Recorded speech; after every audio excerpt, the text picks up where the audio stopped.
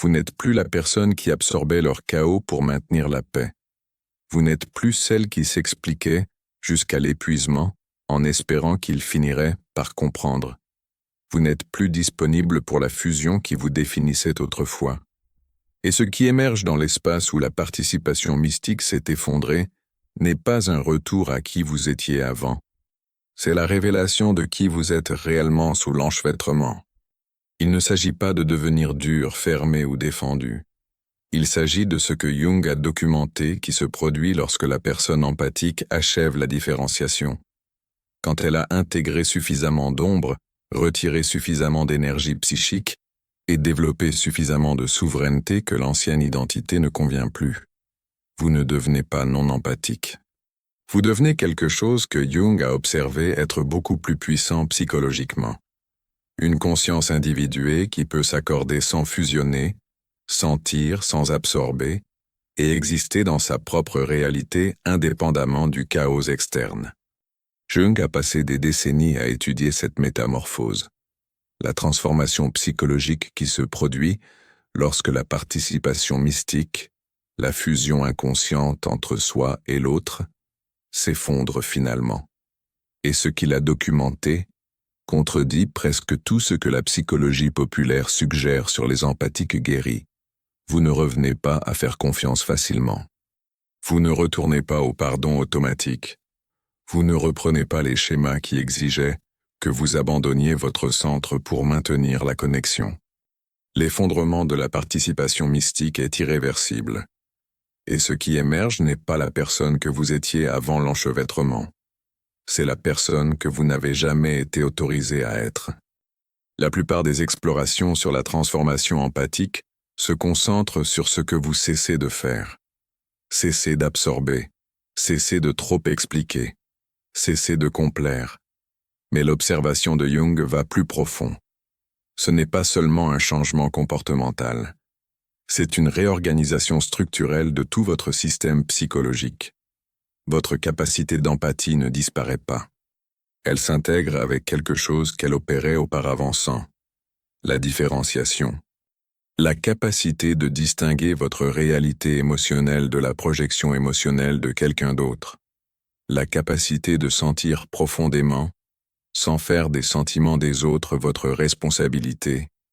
La souveraineté d'exister dans votre propre vérité, même quand elle est activement niée par quelqu'un d'autre. Cette intégration empathie plus différenciation est ce qui crée la position psychologique que Jung appelait le soi individué.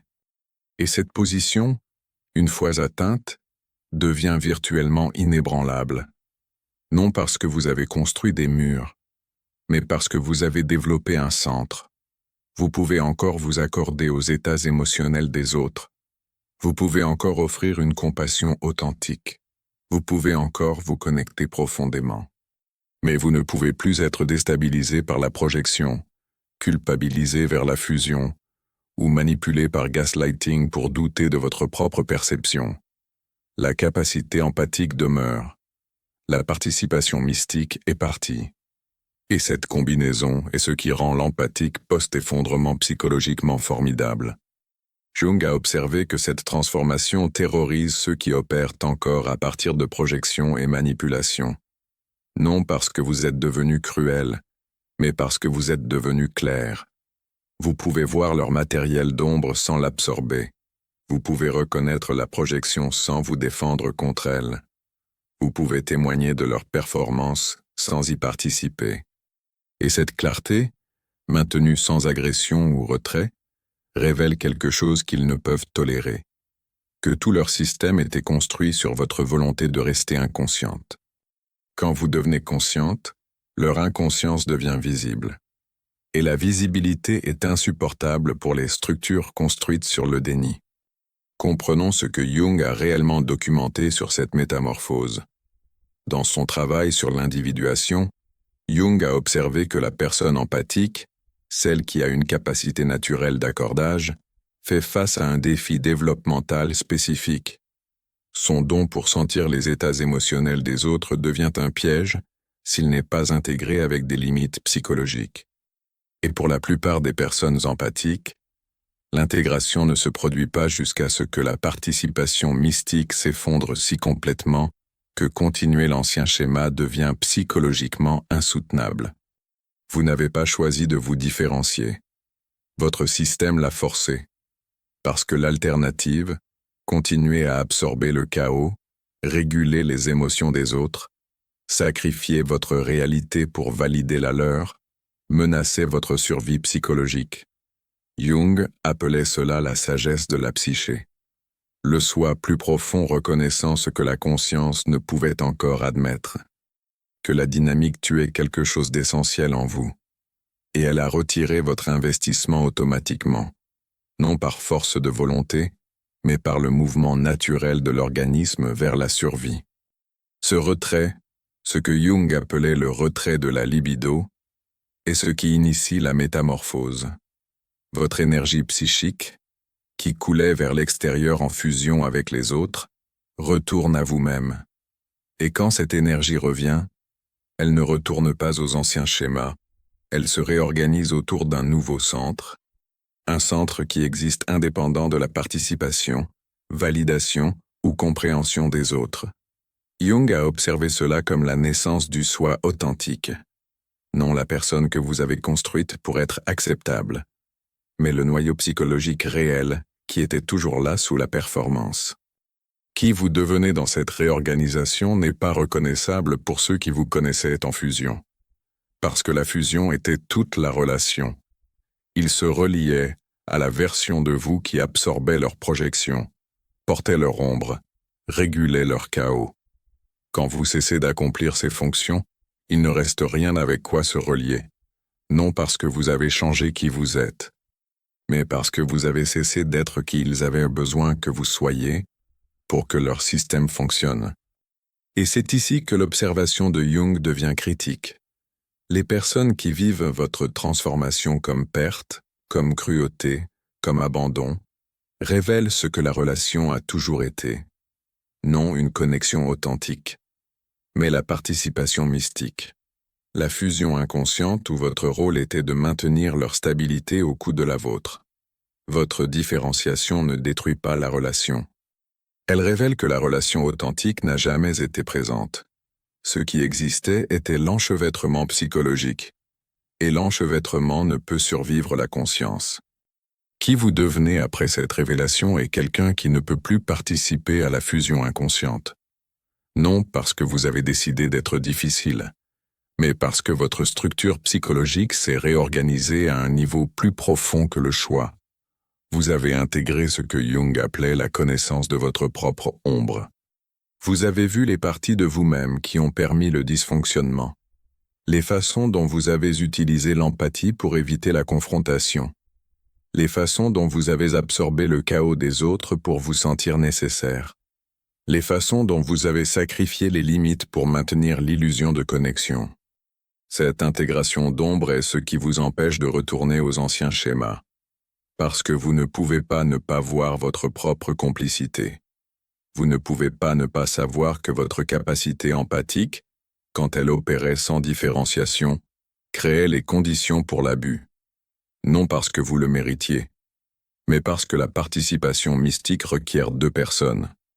Une projetant, une absorbant, et vous étiez l'absorbante. Reconnaître cela ne signifie pas vous blâmer. Cela signifie voir le mécanisme psychologique complet. Et le voir complètement est ce qui rend la répétition inconsciente impossible. Jung a documenté que ce niveau de conscience de soi, où vous pouvez tenir à la fois votre don empathique authentique et votre participation inconsciente au dysfonctionnement, crée ce qu'il appelait la fonction transcendante, la capacité de tenir le paradoxe sans s'effondrer dans aucun extrême. Vous ne vous endurcissez pas dans des limites défensives, vous ne retournez pas à l'ouverture naïve. Vous intégrez les deux en quelque chose de nouveau, l'empathie qui connaît ses limites, l'ouverture qui requiert la réciprocité, la connexion qui demande la différenciation comme fondement. Cette intégration est en qui vous devenez. Et ce n'est pas confortable, parce que cela ne rentre pas dans les catégories que la plupart des gens comprennent. Vous n'êtes plus l'empathique désintéressé. Mais vous n'êtes pas non plus la narcissique défendue. Vous existez dans ce que Jung appelait le terrain moyen, psychologiquement souveraine mais encore capable de sentiments authentiques, avec des limites mais pas fermées, claires mais pas cruelles. Et cette position confond les gens habitués aux extrêmes, qui assument que si vous n'absorbez pas, vous devez attaquer. Si vous ne fusionnez pas, vous devez rejeter. Mais Jung a observé que la maturité psychologique est précisément cette capacité d'exister hors de la pensée binaire. Être empathique sans être enchevêtré. Être souveraine sans être isolé. Sentir profondément sans être déstabilisé. Et les personnes qui ne peuvent comprendre cette intégration révèlent leur propre position sur le spectre de conscience. Elles opèrent encore à partir de la participation mystique, où relation signifie fusion, où limite signifie rejet, où votre différenciation se sent comme attaque parce qu'elle vous retire comme porteuse de leur projection. Qui vous devenez après que la participation mystique s'effondre n'est pas quelqu'un qui a renoncé à la connexion. C'est quelqu'un qui a redéfini ce que la connexion signifie réellement. Non la fusion, non l'enchevêtrement inconscient, mais ce que Jung appelait la relation consciente, où deux personnes différenciées se rencontrent comme êtres souverains, aucune n'absorbant l'autre, aucune ne projetant l'ombre, aucune ne requérant que l'autre abandonne le soi pour maintenir la dynamique. Et ce type de connexion, a observé Jung, est incroyablement rare, parce qu'elle requiert que les deux personnes aient fait le travail d'individuation, les deux personnes aient intégré l'ombre, les deux personnes aient développé un soi authentique au lieu d'une persona défensive. La plupart des gens n'ont pas fait ce travail. Ils opèrent encore à partir de la projection, dépendent encore de la fusion, requièrent encore que quelqu'un d'autre porte ce qu'ils ne peuvent tenir eux-mêmes. C'est pourquoi, après que la participation mystique s'effondre, votre monde social se contracte souvent dramatiquement. Non parce que vous vous retirez, mais parce que la plupart de vos relations étaient basées sur la fusion. Et la fusion ne peut continuer quand une personne s'est différenciée.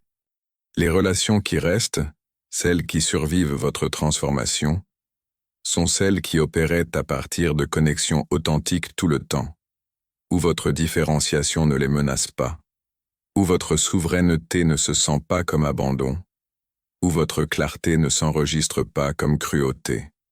Ces relations sont rares, mais elles sont réelles. Et Jung a observé qu'une relation authentique, construite sur différenciation mutuelle et connexion consciente, est psychologiquement plus nourrissante que des dizaines d'enchevêtrements basés sur la fusion. Parce que la relation authentique ne vous draine pas, elle ne requiert pas que vous vous abandonniez. Elle ne demande pas de régulation constante des émotions des autres. Elle existe dans l'espace entre deux êtres souverains qui choisissent la connexion sans sacrifier l'autonomie. En qui vous devenez est quelqu'un qui ne peut participer qu'à ce type de relation, non parce que vous êtes exigeante ou difficile, mais parce que votre structure psychologique s'est réorganisée au point où la fusion n'est plus possible.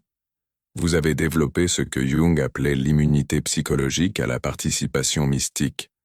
Vous pouvez la sentir approcher. Vous pouvez reconnaître le tirage vers la fusion. Et vous pouvez choisir différemment. Non par peur, mais par préférence authentique pour la conscience sur l'inconscience, pour la souveraineté sur l'enchevêtrement, pour la vérité sur le mensonge confortable de la fusion. Soyons spécifiques sur à quoi cette transformation ressemble dans l'expérience vécue, parce que les concepts de Jung peuvent rester abstraits à moins que nous comprenions comment ils se manifestent dans le comportement réel, les choix réels, les moments réels de reconnaissance. Qui vous devenez après que la participation mystique s'effondre se montre dans comment vous répondez quand quelqu'un essaie de vous tirer de retour dans la fusion, quand il vous culpabilise pour avoir des limites, quand ils appellent votre clarté cruauté, quand ils interprètent votre calme comme froideur. L'ancien vous aurait absorbé cela, aurait questionné votre soi. Vous vous seriez demandé si peut-être ils ont raison, peut-être vous êtes trop dur, Peut-être vous devriez leur donner une autre chance. Mais le vous post-effondrement reconnaît la projection immédiatement. Non intellectuellement, viscéralement. Vous sentez le tirage vers la fusion. Vous voyez la manipulation. Vous reconnaissez la culpabilité comme leur honte répudiée étant externalisée sur vous. Et vous ne l'absorbez pas. Ce n'est pas parce que vous êtes devenu dur, c'est parce que vous êtes devenu différencié. Jung a documenté que la différenciation crée ce qu'il appelait la transparence psychologique à la projection.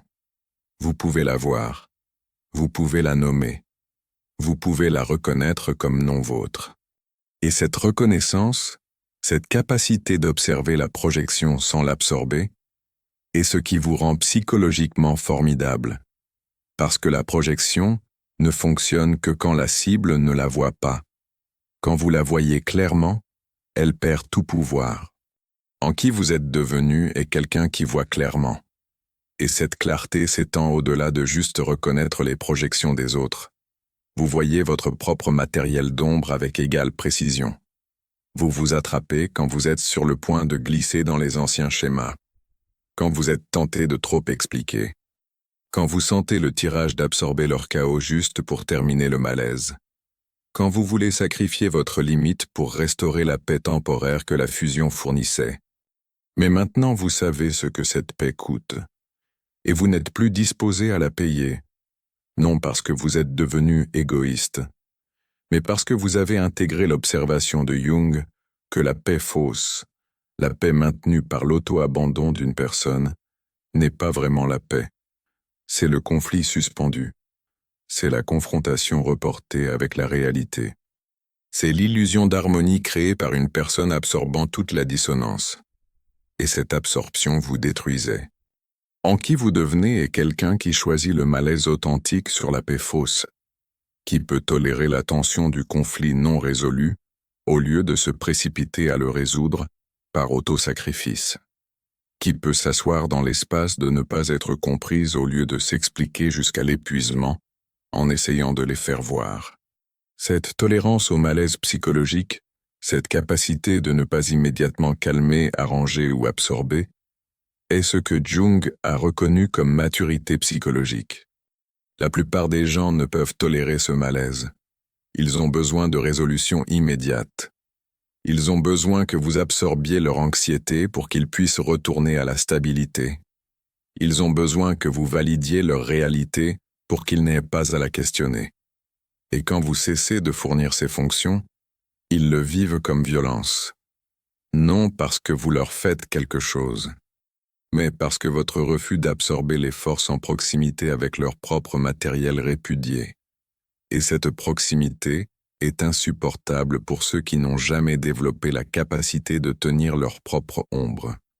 Votre transformation en quelqu'un qui peut tenir le malaise sans l'absorber est ce qui vous rend menaçante pour les systèmes psychologiques construits sur la projection. Parce que vous n'êtes plus disponible comme décharge pour leur matériel répudié. Vous ne fonctionnez plus comme régulateur externe pour leur chaos interne. Vous ne sacrifiez plus votre stabilité pour créer l'illusion de leur stabilité. Et quand vous cessez d'accomplir ces fonctions, leur système se déstabilise, non par ce que vous faites, mais par ce que vous avez cessé de faire. Jung a observé que cette déstabilisation chez les autres est souvent accompagnée d'escalade.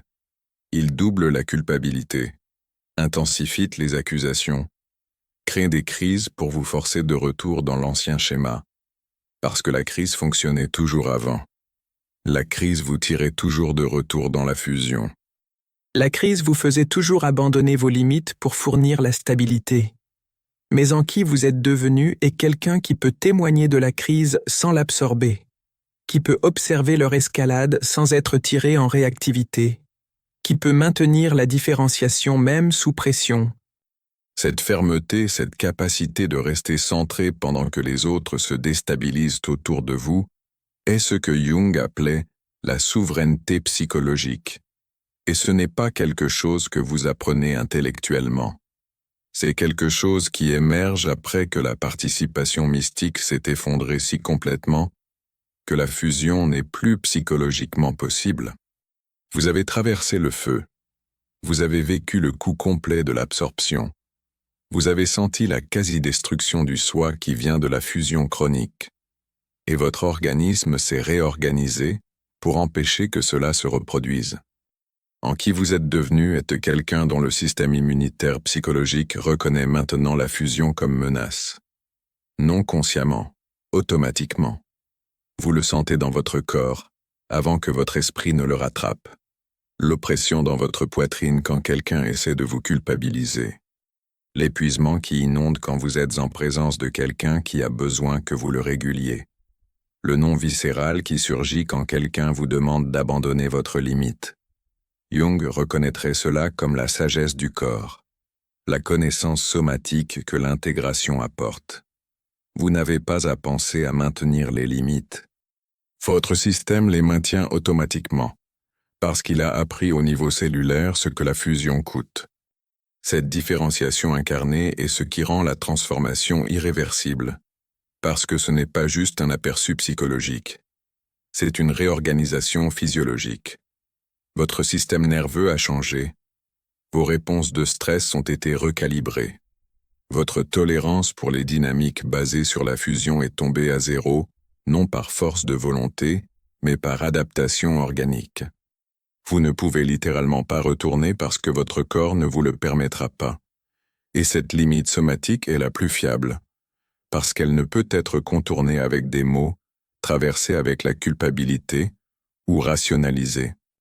En qui vous devenez est quelqu'un dont l'organisme entier, esprit, émotion, corps, s'est aligné autour de la souveraineté. Et cet alignement est ce qui crée la qualité inébranlable que Jung a observée chez les personnes individuées. Elles ne sont pas défendues. Elles ne jouent pas la force. Elles ne forcent pas les limites par agression. Elles ne sont simplement plus disponibles pour la fusion. Et cette indisponibilité n'est pas le rejet de la connexion. C'est l'exigence de conscience comme fondement pour la connexion. Elles peuvent encore aimer profondément. Elles ne peuvent juste pas fusionner inconsciemment. Et cette distinction est tout. Laissez-moi être spécifique sur comment cela se manifeste dans le type de connexion avec laquelle vous pouvez maintenant vous engager versus ce que vous ne pouvez plus tolérer. Parce que la transformation ne concerne pas devenir incapable de relation. Elle concerne devenir incapable de relation inconsciente. Et il y a une vaste différence. En qui vous êtes devenu, vous pouvez vous connecter plus profondément qu'avant, mais seulement avec des personnes qui ont aussi fait le travail de différenciation.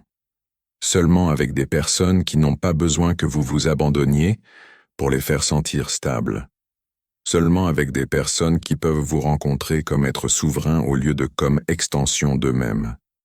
Ce type de connexion, ce que Jung appelait la relation consciente, requiert que les deux personnes se présentent différenciées.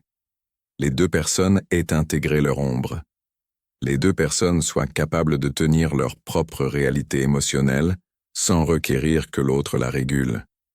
Et quand ce type de connexion existe, elle est psychologiquement profonde.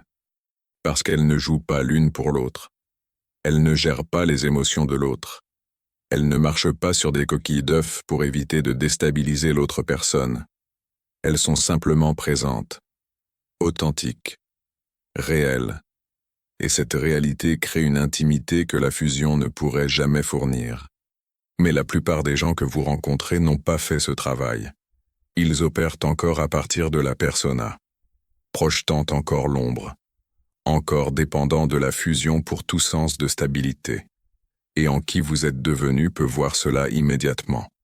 Vous pouvez sentir la différence entre quelqu'un qui est différencié et quelqu'un qui est encore enchevêtré. Vous pouvez sentir en minutes si quelqu'un est capable de relations conscientes ou s'il cherche quelqu'un avec qui fusionner. Et ce discernement, cette capacité d'évaluer la structure psychologique avec précision, fait partie de la transformation. Vous ne donnez plus à tous le bénéfice du doute. Vous n'assumez plus que si seulement vous vous expliquez avec suffisamment de clarté, ils comprendront. Vous n'espérez plus que votre empathie les inspirera à développer la conscience.